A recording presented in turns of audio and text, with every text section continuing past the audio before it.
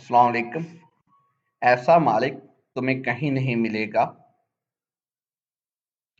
एक बादशाह का गुलाम घोड़े पर सवार गरूर के आलम में चला आ रहा था। सामने एक बुजुर्ग आ गए।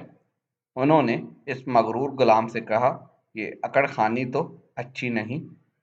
गुलाम ने और ज्यादा अकड़ से कहा, मैं फलां बादशाह का गुलाम हूँ और वो बादशाह मुझ पर बहुत भरोसा करता है। जब वो सोता है तो मैं उसकी हिफाजत करता हूँ। जब उसे भूख लगती है तो मैं उसे खाना देता हूँ। को हुक्म देता है तो फौरन बजा लाता हूँ। इस पर बुजुर्ग ने पूछा, और जब तुमसे कोई गलती हो जाती है तो?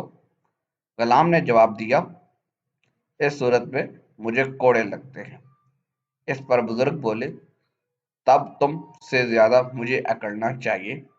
गुलाम ने हैरान होकर पूछा, वो कैसे? बुजुर्ग बोले, मैं ऐसे बादशाह का गुलाम हूँ कि जब मैं भूखा होता हूँ तो वो मुझे खिलाता है। जब मैं बीमार होता हूँ वो मुझे शिफा देता है। जब मैं सोता हूँ तो वो हर तरह मेरी हिफाजत करता है। जब मुझसे गलती हो जाए और मैं उससे माफ़ी मांग लूँ तो बगैर कोई सजा दिए अपनी रहमत व मेहरबानी से मुझे बख्श देता है।